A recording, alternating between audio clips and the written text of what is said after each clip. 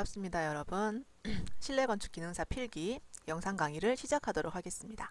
본 강의는 나합격 실내건축 기능사 교재를 기반으로 제작이 됩니다. 전체 흐름을 파악하시는 것에 도움될 만한 내용 또는 필기시험에서 주로 다루는 내용 위주로 설명을 드리도록 하겠습니다. 자, 먼저 건축재료 일반사항 보도록 하겠습니다. 건축재료란 말 그대로 건축물을 만들기 위한 재료라고 보시면 되겠고요. 안전성이나 기능성, 내구성에 큰 영향을 미치고 있습니다.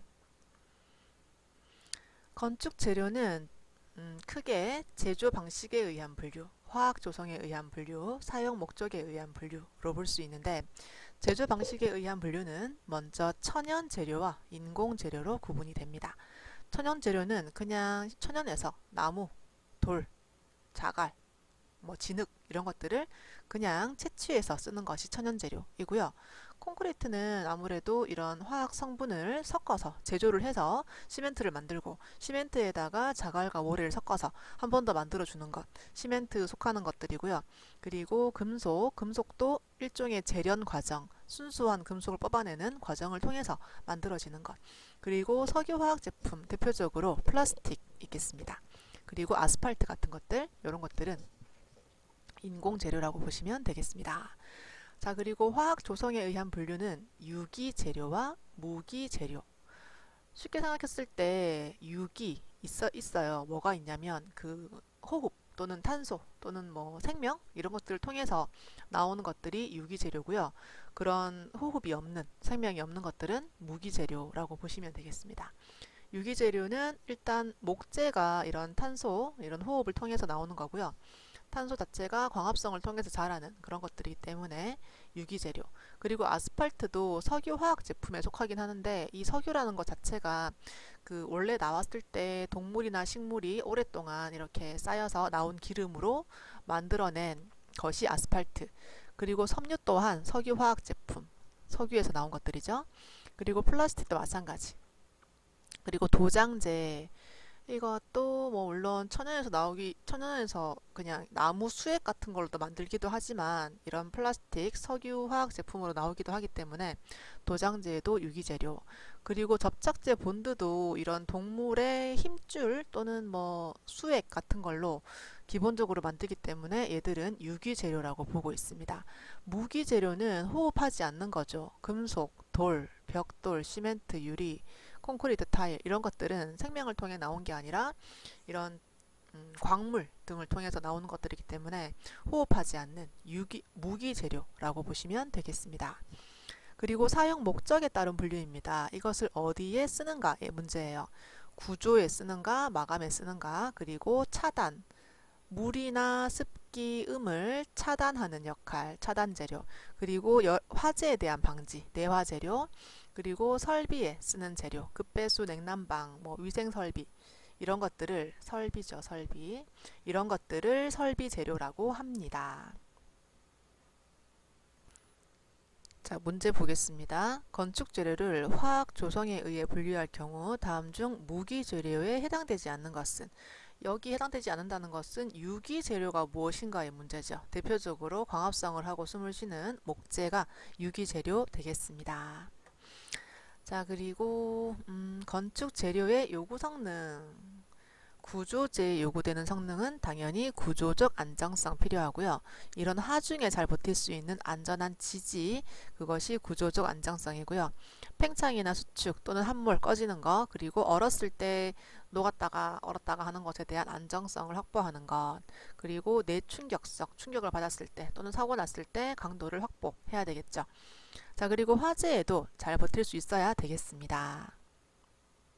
그리고 사용시 폭발하거나 불 붙었을 때 위험 인자에 대한 안전성을 확보할 수 있어야 된다 라고 보시면 되겠습니다. 그리고 마감재에 요구되는 성능, 어떤 성능이 필요한가? 첫 번째 안정성, 두 번째 수밀성, 기밀성, 물에 대해서 밀실하게, 공기에 대해서 밀실하게 버틸 수 있어야 되겠습니다. 물이 막 들어오고 공기가 막 들어오면 별로 좋지 않은 마감재라고 보시면 되겠죠. 그리고 온도와 습도를 제어할 수 있어야 되고요.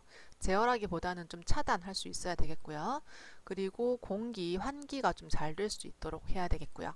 그리고 소리, 소리를 잘 먹어야 되는 경우 또는 소리를 잘 튕겨내야 되는 경우 그것들을 만족시켜야 되겠습니다. 그리고 시각 및 촉각적으로 아름다워야 되고요. 동작 그 크기에 좀 맞아야 되고 위생적이라야 되고 오래 버텨야 되고요. 그리고 경제적인 것들을 요구하고 있습니다. 자, 그리고 한국 산업규격을 참고로 봤는데 우리 건축은 토목건설 F에 속한다는 거 알아두시면 되겠습니다. 자, 그리고 건축 재료의 일반적 성질 조금 어려운 말들이 나오니까 반드시 천천히 한번 읽어보실 건데 키워드 위주로 보시면 먼저 탄성이에요. 탄력이 있는 겁니다. 건물에 외력이 작용했어요. 순간적으로 변형 생길 수 있어요. 휠 수 있어요. 그렇지만 그 힘이 제거되면 원래대로 다시 탱 돌아오는 것. 그것이 탄성입니다. 스프링 눌렀다가 놓으면 원래 길이 그대로 돌아오는 것. 이것이 탄성. 자, 그리고 소성. 소성이라는 것은 재료에 작용하는 외력이 어느 한도에 도달하면 외력의 증가 없이 더 세게 누르지 않았지만 변형만 증대가 되는 현상입니다. 예를 들어서 점토를 손으로 당겼어요. 그런 다음에 놔버리면 다시 돌아오지 않고요. 그냥 그대로 유지되면서 슬슬 더 이렇게 더 길어진다거나 늘어지는 모습을 보여주는 것이 소성입니다. 그리고 점성은 뭔가 좀 끈적한 거라고 좀 볼까요? 유체 내부의 흐름을 방지하려는 마찰 저항입니다. 뭔가 좀 끈적한 거. 그리고 인성이에요. 이것은 쉽게 생각하면 좀 인내라고 좀 볼까요? 조금 말이 안 맞지만 재료가 외력을 받아 변형을 보이면서도 파괴는 견딜 수 있는 그것이 인성입니다. 뭔가 인내가 있네라고 생각했으면 좋겠습니다. 자, 그리고 소성의 뜻 그대로 나왔습니다. 자, 그리고 탄력 있는 거라 그랬죠. 순간적으로 변형이 올 수 있지만 원래 형태로 회복되는 것. 우리 피부처럼 누르면 눌렸다가 놓으면 원래대로 되는 것. 이것이 탄성이라고 보시면 되겠습니다. 자, 그리고 물리적 성질 여러 가지 나오는데요. 천천히 한번 보시면 경도는 딱딱한 정도입니다. 연한 건 연하고 딱딱한 건 경하다고 하거든요. 딱딱한 정도. 그리고 강성은 좀 이것도 강한 거죠. 외력을 받아도 잘 변형되지 않는 것, 강한 것, 이것이 강성. 그리고 취성이 좀 굉장히 중요해요. 취성은 재료가 외력을 받아도 변형이 잘 안 되다가 갑자기 순간적으로 변형이 되어서 파괴가 돼버리는 겁니다. 그래서 우리가 취성이 큰 재료 중에서 유리라는 것이 있는데 이것은 탄력도 별로 없고 그냥 이렇게 힘을 받으면 적은 힘에도 바로 파괴가 돼버리는 취약한 아이입니다. 그래서 취성, 좀 취약한 아이. 변형이 없이 파괴되기 때문에 우리가 좀 예상을 할 수 없는 거라고 보시면 되겠습니다. 그리고 연성. 연성은 재료가 탄성 한계 이상의 힘을 받아도 파괴되지 않고 가늘고 길게 늘어나는 성질이다. 늘어나는 성질. 이것이 연성. 그래서 우리가 철사를 떠올려요. 철사.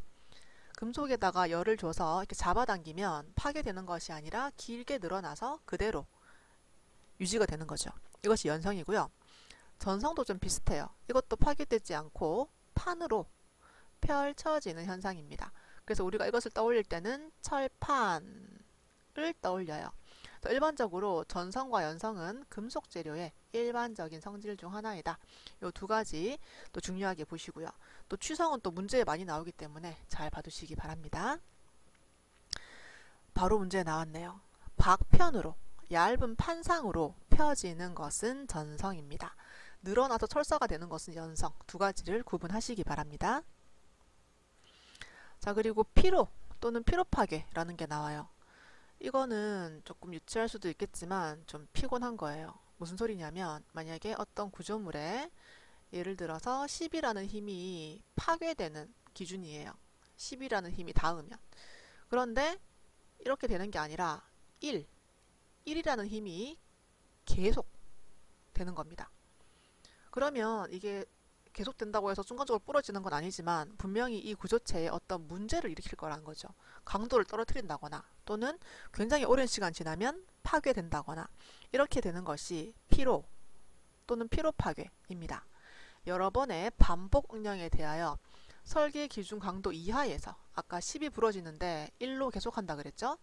설계 강도 이하에서 파괴되는 현상입니다. 지진, 진동 등 이런 진동 외력이 주요 영향으로 작용되고 있습니다. 피곤한 거예요. 자, 그 다음 열 전도율 우리 나왔었죠? 열이 고온에서 저온으로 이동을 하는데 보통 고체 안에서 많이 일어나는 겁니다. 열 전도율.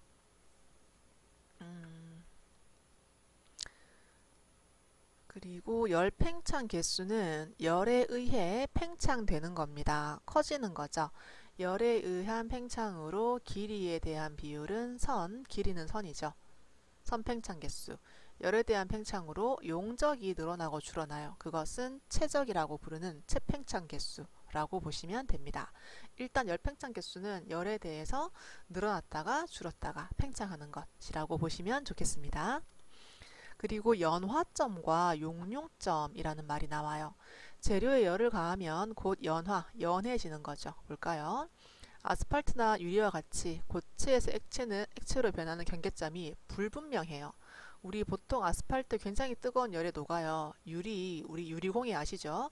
유리를 이렇게 열을 가해서 불면 이렇게 액체로 흐물흐물해지면서 풍선처럼 불립니다. 그런데 그 경계점이 좀 불분명해요. 그것을 연화점이라고 부릅니다. 근데 용융점이라는 것은 금속 재료, 우리 금속에 열을 가하면 용광로에 물이 되잖아요. 액체가 되잖아요. 그런데 그것은 경계점이 굉장히 뚜렷하다고 합니다. 그래서 그런 것들은 용융점 또는 용융된다 라고 부르고요. 유리 같은 것은 연화점 또는 연화된다 라고 부르고 있습니다. 참고사항 반드시 읽어보시고요. 자, 그리고 투과율, 반사율 이렇게 나오죠. 투과는 재료 표면의 평활도, 두께, 가시광선, 적외선 및 자외선의 파장에 따라 달라지고요. 빛이 어떻게 들어오는가의 문제입니다. 뚫고 투과를 하는 거죠. 그리고 최강 재료의 합리적인 사용으로 광선의 선택적 흡수, 투과를 가능하게 합니다. 우리 빛을 무조건 반사시켜 버리는 게 아니라 일정 부분은 집 안으로 들어와야지 바깥 풍경도 보이고 조금 밝기도 밝고, 그래서 일반적으로 투과율도 굉장히 중요하게 생각을 해야 되고요. 반사율, 너무 더울 때는 이 빛을 좀 밖으로 튕겨내 버려야 되는 경우가 있습니다. 그래서 반사율도 좀 자세하게 봐야 되는 내용입니다. 보통 유리나 뭐 이런 약간 투명한 물체에서 나타나는 것일 거고요. 난반사와 정반사가 있어요. 난반사는 좀 어렵게 반사되는 거죠. 빛이 사방으로 흩어져 버리는 현상, 조금 뿌옇게 보일 것 같습니다. 재료의 색깔을 주로 표현하게 되고요. 정반사는 빛이 같은 방향으로 나아가는 현상이에요. 일반적으로 거울이나 아주 반사가 잘 되는 유리에서 나타나는 현상입니다. 재료의 광택을 나타내는 성질이라고 보시면 되겠습니다. 자, 그리고 흡음과 차음은 한번 나왔어요. 그 전에 흡음은 음을 흡수하는 것, 차음은 음을 튕겨내는 것. 그래서 흡음은 음을 흡수해야 되기 때문에 이런 다공질 또는 공기층 이런 것들의 영향을 많이 받고요. 차음도는 재료가 얼만큼 차단하는가의 정도이기 때문에 굉장히 밀실한 재료, 금속 같은 것들, 그런 것들은 차음도라고 보시면 되겠습니다. 자, 테라코타라는 점토 제품이 있어요. 곧 나올 건데요. 테라코타는 이렇게 속이 비어있는 점토로 구운 입체 타일입니다. 이것은 속이 비어있기 때문에 소리가 일단 조금 더 막아주는 그런 성질은 있지만, 그래도 이 자체가 단단하기 때문에 소리는 튕겨내는 거예요. 그래서 흡음 재료는 사용할 수 없다. 테라코타는 흡음재 아니다 라고 보시면 되겠습니다. 차음성이 높은 재료 특징과 거리가 먼 것은, 다공질은 흡음과 관련 있다. 다시 한번 체크하시기 바랍니다. 다공질은 흡음, 스티로폼 같은 겁니다. 스티로폼. 그래서 아까 나왔던 테라코타는 딱딱한 점토 제품이기 때문에 소리를 흡수할 수는 없어요. 튕겨낸다라고 했습니다. 흡음은 스티로폼처럼 말랑한 거, 다공질, 공기를 많이 품고 있는 거. 자, 그 다음에 비중입니다. 비중은 재료의 무게랑 부피 의 비율이라고 보시면 되겠습니다. 기준이 4도씨의 물을 기준으로 봤을 때 얘보다 좀 더 무거우면 비중이 높은 것, 또 가벼우면 비중이 낮은 것입니다. 그래서 비중이 1을 넘어가면 물에 가라앉고요. 뭐 비중이 뭐 4다. 예를 들어서 비중이 4인데 얘가 만약에 뭐 돌이다. 이렇게 하면은 얘는 보통 물에 가라앉잖아요. 그냥 이 돌 덩어리로 봤을 때. 근데 만약에 뭐 스티로폼처럼 비중이 0.3이다. 예를 들어서 그러면은 요 알갱이들이 물에 떠요. 찰랑찰랑 떠요. 해서 4도씨 물을 기준으로 위로 뜨는 것은 비중이 1보다 낮은 것. 4. 예를 들어서 돌이라 하면은 물에 가라앉는 것. 이거는 비중이 높은 것이라고 보시면 되겠습니다. 뭐 금속도 비중이 굉장히 높아요. 뭐 7, 예를 들어서 뭐 8 이렇게 되잖아요. 근데 왜 철판은 뜨나요? 라고 물어볼 수 있는데 이거는 그냥 형태, 마찰력 이런 걸로 뜨는 거지 이 자체의 비중으로 뜨는 건 아니에요. 그리고 우리 목재 같은 경우에도 물에 뜨는 목재가 있고요. 물에 가라앉는 목재가 있습니다. 그런데 왜 우리 목재의 비중이 1.5라고 하는 거냐면 목재 사이에 있는 공극, 이 빈 부분을 모두 없애고 톱밥으로 만들었을 때 그럴 때의 비중이 1.5예요. 그것은 물에 가라앉는 성질이 있고요. 이렇게 공극, 생나무 상태에서는 안에 공극이 안에 이렇게 빈 공간이 많기 때문에 나무가 물에 뜨는 그런 현상이라고 보시면 되겠습니다. 그리고 점토의 비중은 좀 외워둘게요. 우리 점토의 비중은 2.5에서 2.6 정도입니다. 나머지는 반드시 읽어보시고 설명 읽어보세요. 자, 그리고 함수율, 보통 우리 목재에서 많이 쓰는 말인데요. 이 목재에서 수분을 얼만큼 차지하고 있는가 중량으로 나눈 값입니다. 자, 그리고 함수율이라는 것은 여기 문제의 설명 잠깐 보도록 하겠습니다. 목재에 대한 설명으로 틀린 것은 이라고 했어요. 일반적으로 섬유 포화점이라는 개념이 나오는데 섬유 포화점은 수분을 한 30% 정도로 보고 있습니다. 그래서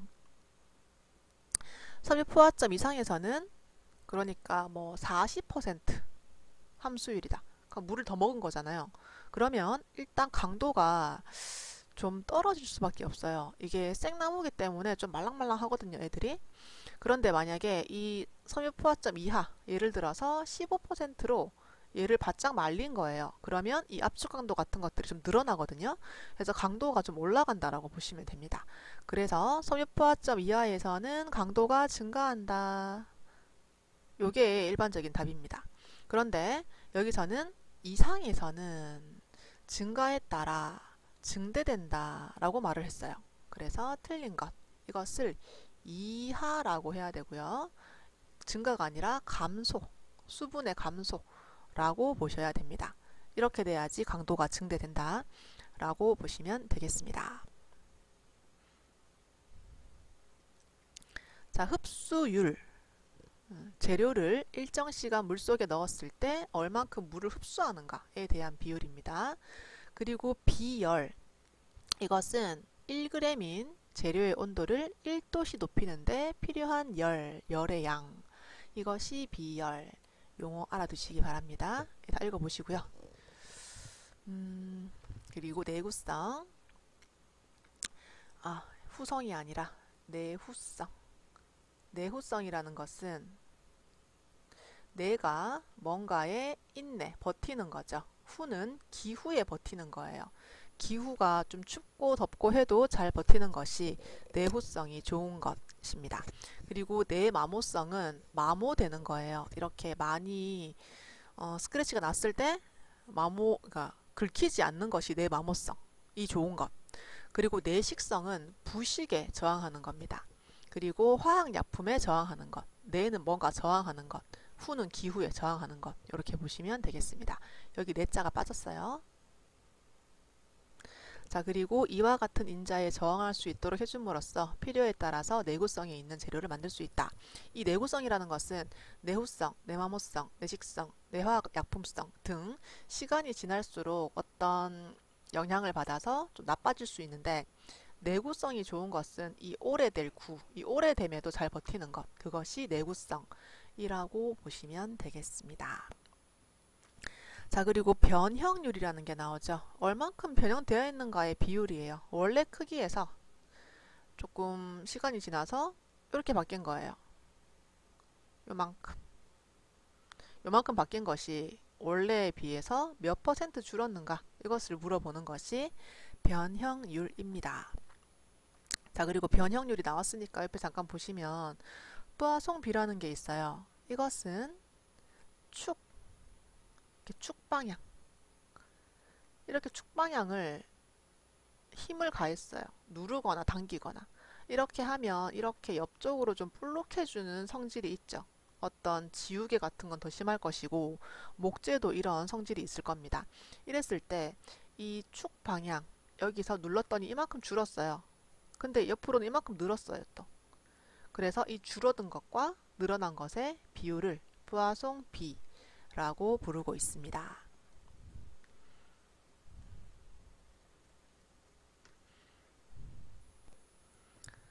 자, 두 번째 챕터 건축 재료의 성질 및 이용 방법 등을 보도록 하겠습니다. 굉장히 내용이 방대합니다. 그리고 이제 최대한 건축 쪽에서 다루는 내용들이 많이 나오기 때문에 제가 최대한 좀 알아듣기 쉽도록 설명을 한번 해보도록 하겠습니다. 자, 이제 목재, 첫 번째로 목재가 나옵니다. 우리나라에선 특히나 중요한 건축 재료가 목재, 지금도 그렇고 옛날에도 그랬죠. 자, 목재 일반 사항 보도록 할게요. 철골이나 콘크리트 등 구조 재료가 등장하기 전까지는 구조재, 마감재, 수장재, 건축 재료로서의 대부분의 역할을 특히나 우리나라에서는 담당을 많이 해왔어요. 현재는 보온성, 방한성, 방서성 등이 뛰어나며, 보온 방한은 아실 거고 방서는 여름에 시원하다는 소리입니다. 이 더위에 버티는 것, 그것이 뛰어나고요. 가공성이 우수해요. 이거 톱으로 썰면 되니까 굉장히 우수하고요. 외관이 굉장히 아름답죠. 그래서 건설 전반에 걸쳐 널리 이용되고 있습니다. 그리고 비중이 1.54예요. 비중은 물을 1이라고 봤을 때 1.54이기 때문에 물보다는 좀 더 단단한 무거운 성질을 가지고 있죠. 그래서 통나무는 물에 뜨지만 톱밥을 갈았을 때의 비중이 1.54이기 때문에 톱밥 자체는 가라앉고 통나무는 뜨고, 이렇게 보시면 되겠습니다. 통나무가 뜨는 이유는 그 안에 공극이, 빈 공간이 많고요. 그 자체가 공기층이 되기 때문에 비중이 물보다는 작다라고 보시면 되겠습니다. 그리고 인장 강도는 당겼을 때의 강도, 휘임 강도는 이렇게 눌렸을 때 이렇게 휘는 정도, 그리고 압축 강도는 눌렸을 때 눌리지 않고 버티는 힘, 압축 강도, 이것들이 굉장히 좋아요. 크고요. 그리고 비중에 비해서 크다는 거지 뭐 콘크리트보다 크고 이건 아닙니다. 그리고 열 전도율이 낮은 것이 굉장히 큰 특징이에요. 열 전도율이 낮으면 겨울엔 따뜻하고 여름엔 시원하고 그런 장점이 있죠. 그리고 섬유 포화점은 30%라고 했어요. 함수율 30% 이하에서는 건조하면 할수록 강도가 커집니다. 라는 거 알고 계시기 바랍니다. 그리고 읽어보시고요. 목재의 벌목 시기는 가을이나 겨울이 좋습니다. 수액이 작아서 건조시켰을 때 수축이 적고 건조가 더 쉬워요. 그리고 목재의 장단점 반드시 읽어보셔야 되고요. 장점은 가벼워요. 운반이 용이해요. 그리고 비중이 1.54인데 거기에 비해서 강도, 뭐 압축 강도, 인장 강도 다 좋아요. 그리고 탄성 괜찮아요. 이게 약간 변형됐을 때 다시 돌아오는 것. 그리고 인성, 인내가 있다고 했죠. 이것들이 크므로 기둥이나 보 등에 적합하게 사용되고 있습니다. 이것이 이제 그래도 이제 시간이 막 우리 한옥 같은 경우에는 굉장히 많은 시간이 지나도 아주 잘 버티고 있는 게 이런 강도가 괜찮다는 거죠. 그리고 열이나 전기가 통하지 않아요. 부도체. 그래서 온도에 의한 신축, 늘어나고 줄어드는 것이 적다라고 보시면 되겠습니다. 그리고 산성이나 소금기에 대한 저항력이 괜찮아요. 보통 산성이나 연분은 금속은 잘 못 버티거든요. 근데 이 나무는 거기에 대해서 저항을 잘하고요.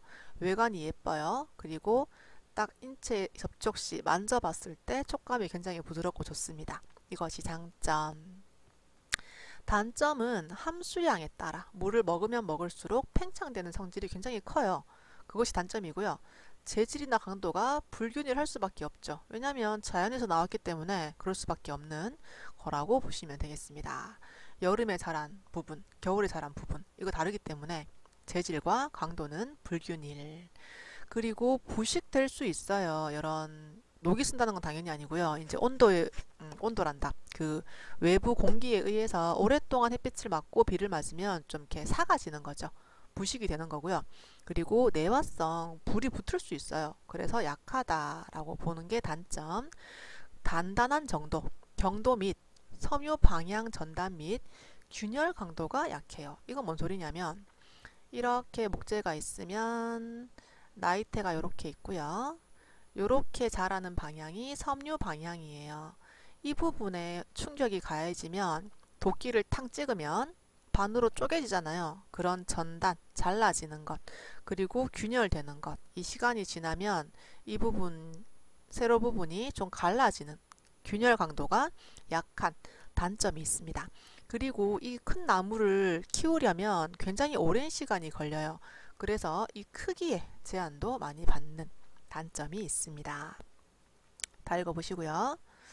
비중 반드시 읽어보시기 바랍니다. 그리고 목재의 구조에서 연륜, 나이테 다 아실 거고요. 춘재부와 추재부가 있습니다. 나이테가 이렇게 생기잖아요. 이렇게 밝은 색깔과 많은 부피를 차지하는 것이 춘재부고요. 이렇게 어두운 색깔과 좀 좁은 영역을 차지하는 것이 추재부. 봄, 춘, 가을, 추 이렇게 보시면 되겠습니다. 이 넓고 좀 색깔이 밝은 부분은 봄에서 여름에 걸쳐 성장한 부분, 세포막이 맑고 유연하고요. 그리고 색이 옅은 이 부분은 굉장히 옅은 편. 그리고 가을, 겨울에 걸쳐 성장한 부분은 이 부분, 새까만 부분. 여기를 한 살로 보죠. 세포막이 두껍고 단단하며 색이 짙은 편입니다. 우리나라 같이 이렇게 겨울과 여름의 온도차가 큰 것은 이렇게 좀 진한 나이테가 많이 드러나고요. 1년 내내 더운 나라에서 온 나무들은 나이테가 잘 보이지 않는 그런 특징을 가지고 있습니다. 목재에는 탄소를 가장 많이 품고 있어요. 목재의 연륜에 대한 설명으로 옳지 않은 것은 추재율. 추재율이라는 것은 추재부가 차지하는 비율이에요. 이 부분과 연륜 밀도가 큰 목재일수록 강도는 커집니다. 추재부라는 것은 두껍고 단단하잖아요. 이 부분이 많이 차지하면 차지할수록 강도가 크다. 답은 1번 옳지 않다. 그리고 심재와 변재입니다. 이렇게 안쪽에 새까만 부분이 심재예요. 그리고 바깥쪽에 이렇게 조금 밝고 좀 크게 차지하는 부분이 변재입니다. 변두리 부재, 그리고 심장 부재. 심재는 목질부 중 수심 근처, 이 목재의 중심 근처에 있는 부분입니다. 변재보다 색깔이 짙고요. 부식에 대한 저항도도 높아집니다. 왜냐하면 밀도가 굉장히 높거든요. 오랫동안 커왔기 때문에. 변재는 숲이, 나무의 껍질, 가까이 있는 부분입니다. 수액이 이동하고 양분 저장되는 것이 이루어지는 부분입니다. 심재와 변재의 차이도 춘재와 추재처럼 구분을 해보시기 바랍니다. 자, 그리고 일반적으로 목재의 심재 중간 부분이 변재, 이 변두리보다 작은 것은 뭘까요? 신축성이에요. 이게 변재는 굉장히 말랑하고 이런 부분이기 때문에 이게 열이나 강도를 받았을 때 줄었다가 늘었다가 하는 정도가 커지는 거고요. 이 심재는 워낙 단단해서 열을 받거나 압력을 받아도 신축이 좀 덜 되는, 신축성이 떨어지는 그런 특징이 있습니다. 그리고 목리, 나뭇결입니다. 나뭇결. 나무의 종단면상의 섬유 배열 상태 및 목재의 외관상을 나타내는 것입니다. 만약에 나무가 이렇게 있어요. 목재가 있어요. 얘를 만약에 썰었는데 연륜에 직교하는 면을 제재할 경우 나타납니다. 이렇게 나이테가 있고요. 여기를 이렇게 바깥쪽에 좀 썰어 볼게요. 이렇게 썰어 보시면 이렇게 일자로 패턴이 보이고요. 또는 합판을 만든다고 해서 이렇게 우리 목재를 요렇게 펼치듯이 깎아낼 때, 사과 깎듯이 요렇게 돌아가면서 깎을 때 나타나는 결이 고든 결 되겠습니다. 외관이 아름다워요. 규칙적인 직선, 그리고 널결보다는 수축 변형이나 휨이 적습니다. 그리고 내구성도 괜찮아요. 널결은 연륜의 접선 방향으로 결이 규칠고 불규칙하게 재지할 경우 나타납니다. 보통은 이렇게 중간을 이렇게 쳐냈을 때, 이렇게 쳐냈을 때 보시면 약간 이렇게 파도 치는 것처럼 이렇게 결이 나오는 경우가 있어요. 이것이 널결이고요. 이것이 고든결 되겠습니다. 물결 모양 나이테입니다. 무늬가 아름답죠. 파도결, 판재로 많이 쓰이는 아이입니다. 대신에 변형도가 크고 마모도도 크다. 요거는 알아두시기 바랍니다. 특징. 그리고 섬유 또는 섬유관 뭐 이렇게 부르는데 침엽수에서는 헛물관이라고도 하고 수목에 힘을 주는 역할 목섬유라고도 하는데 요거는 침엽수의 전체 90%뭐 이 정도만 알아두도록 하겠습니다. 그리고 도가는 보통 화렵수에 많이 있는 것, 뭐 이 정도. 이 두 개는 굳이 외운다기보다는 느낌상 알아두시기 바랍니다. 그리고 수액이 이동하는 역할을 담당하는 것은 수선. 이것은 뭐 물어보진 않을 것 같은데 그래도 참고로 알아두시기 바랍니다.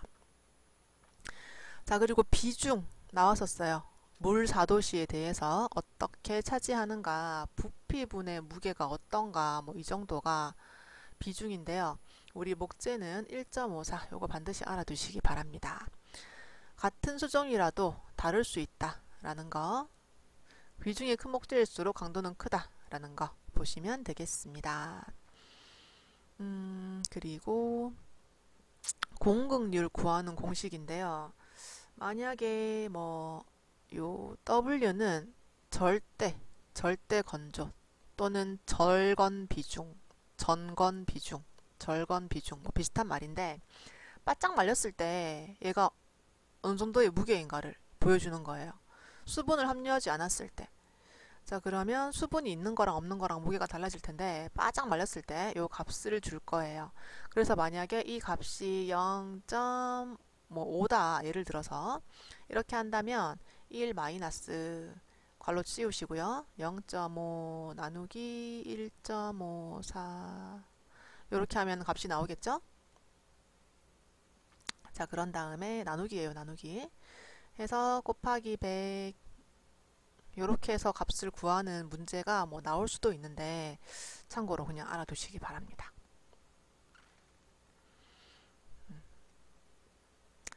자, 목재, 열에 대한 성질.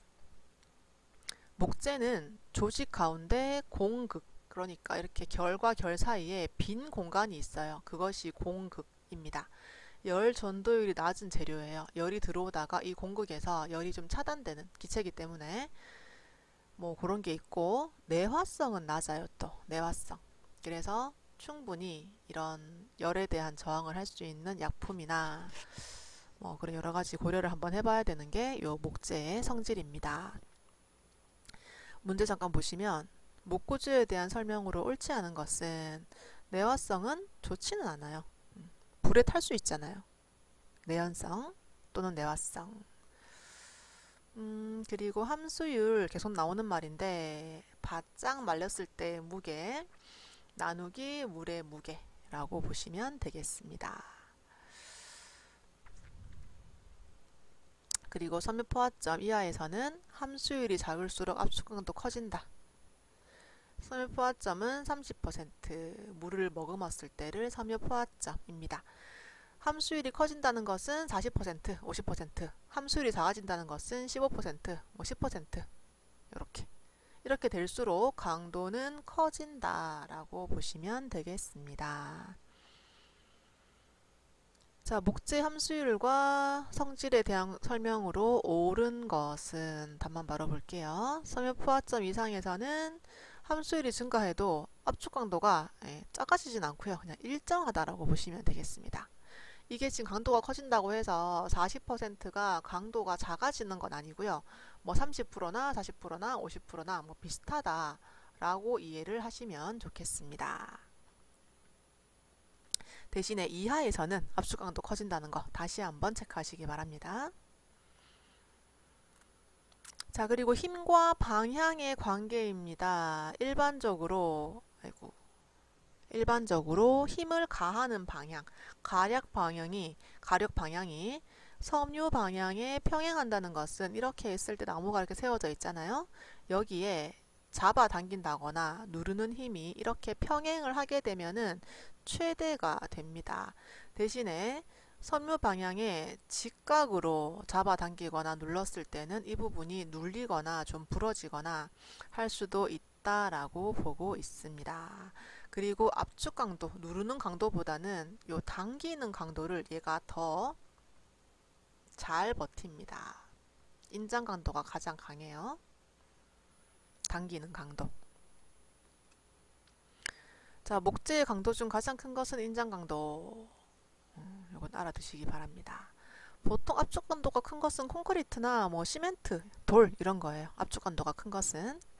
자, 목재의 부패 보도록 하겠습니다. 부패는 썩거나 곰팡이가 피거나 뭐 이런 것들이죠.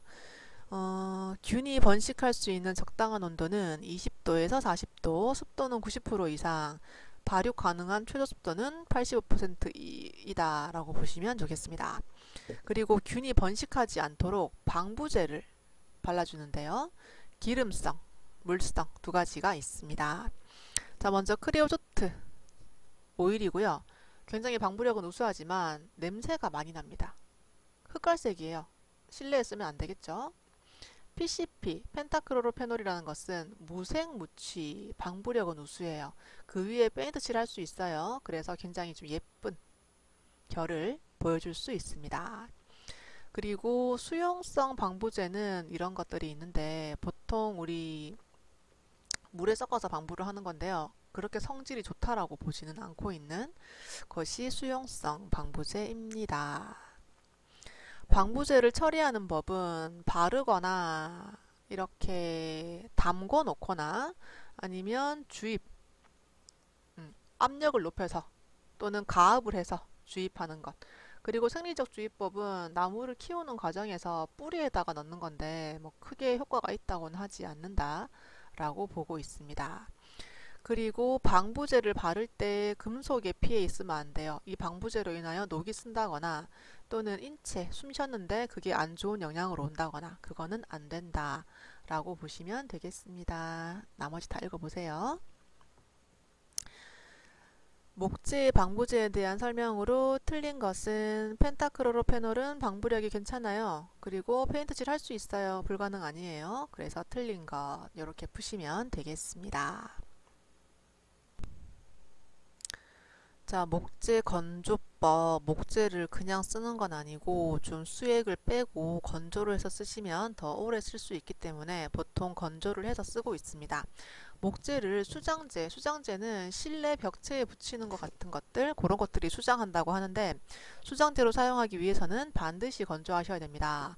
건조를 안 하시면 시간이 지날수록 부패되거나 이렇게 말리는 과정에서 휘어지는 현상이 발생을 해요.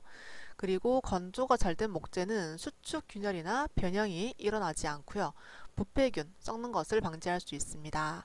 강도가 커지고 가공하기도 쉬워지는 장점이 있습니다. 그리고 합판 만드는 과정 오른쪽 참고 부분 반드시 다 보시기 바랍니다. 자, 그리고 수액 건조법. 원목을 1년 이상 그냥 방치해 두는 거예요. 그냥 실온에. 그러면 비도 맞고 이슬도 맞고 이렇게 하면서 수액, 나무 안에 있는 그런 나무 무슨 고로쇠 수액 이런 거 있죠. 이런 것들이 빠지고 건조도 빨라집니다. 그리고 자연 건조법.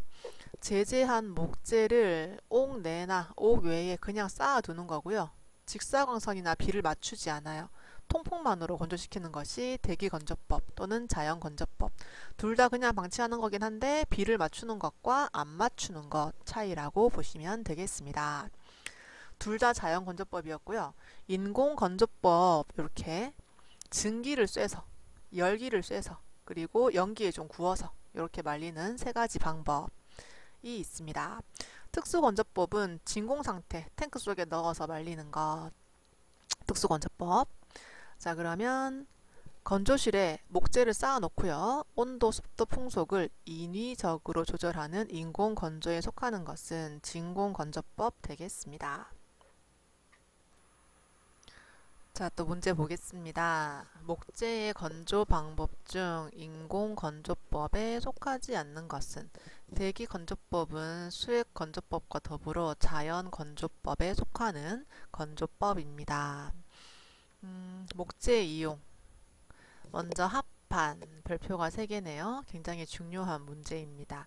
합판이라는 것은 얇은 단판을 서로 직교되게 홀수겹 키워드 접착한 판재로 방향에 따른 강도 차이가 적다, 방향성이 없다까지 알아두시면 되겠습니다.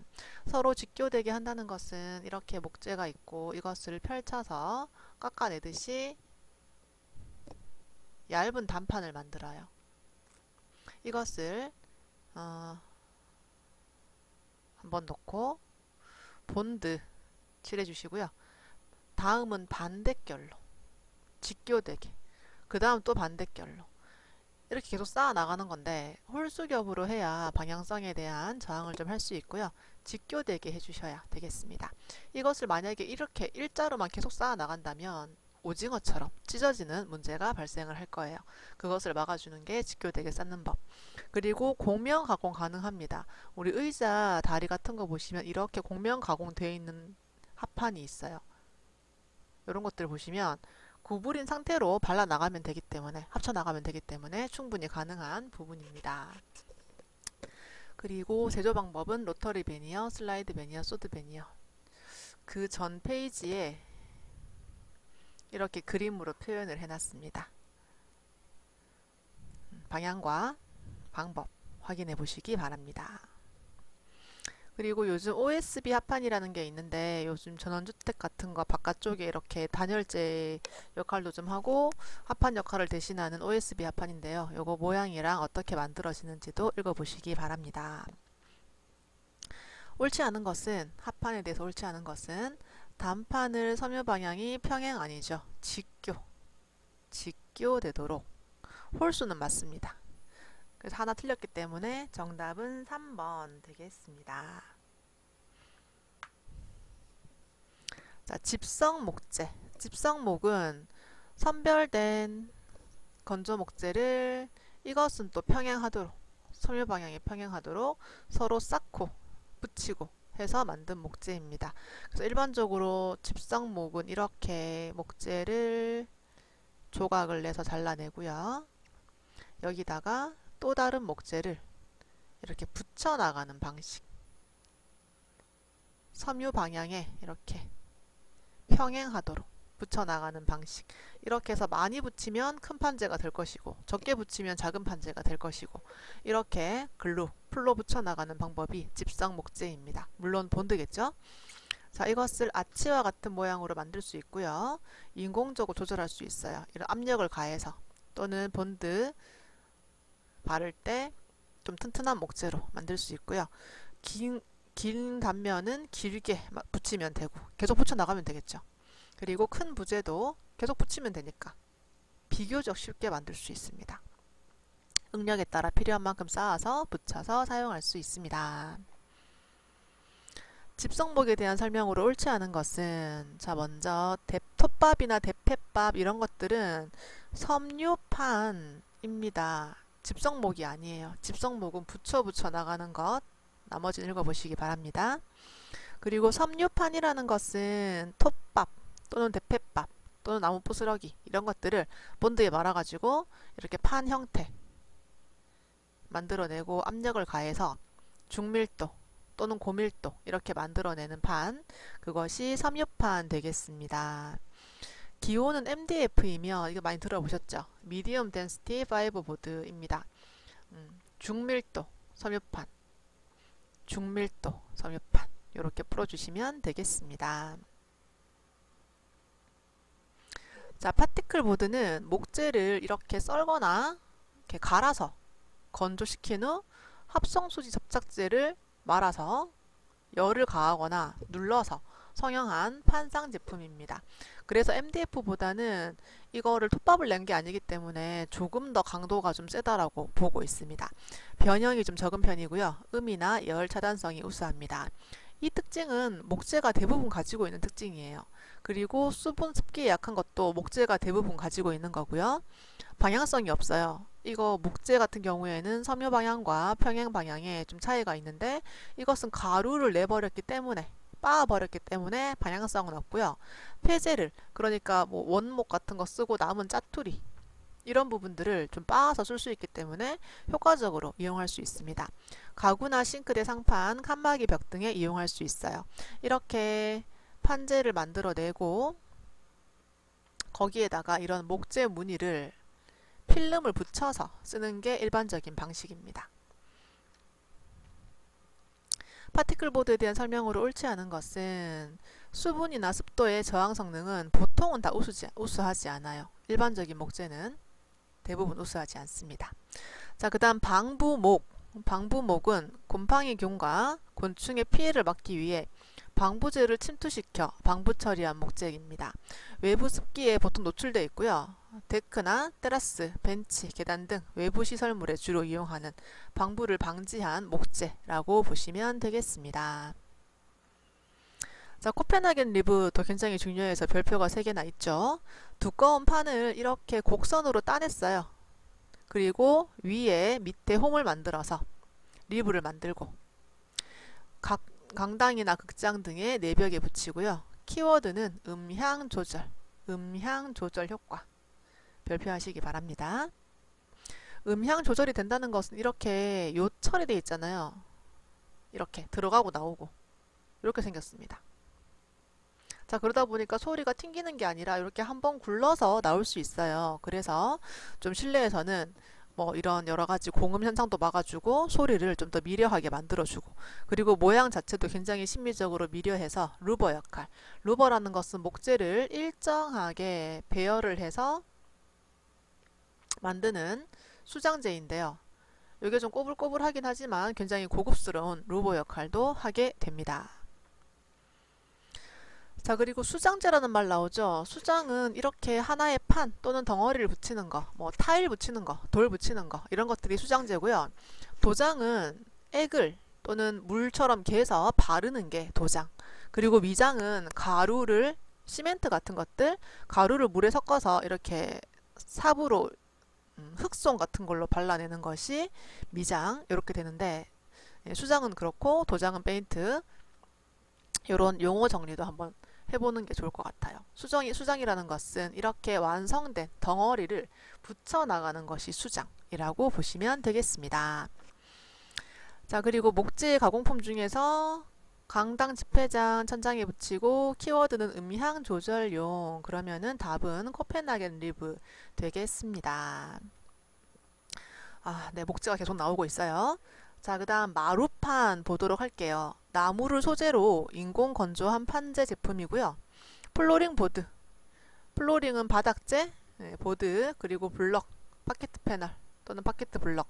보통 일반적으로 플로링 보드나 플로링 블록은 이렇게 길게 아이들이 가는 건데 파케트 패널이나 블록은 약간 모양이 좀 이렇게 좀 작게 보도블록처럼 만들어 가는데 이 성분이 목재인 이 재질이 목재인 그런 아이들이 파케트 패널 또는 블록입니다. 그리고 쪽매 널은 이렇게 쪽매 이렇게 홈을 빼서 널로 만들어서 마루판으로 쓰는 거 이런 것들을 쪽매널 정도로 보시면 되겠습니다. 그리고 원목마루, 온돌마루, 강화마루, 강마루 등이 대표적인 제품입니다.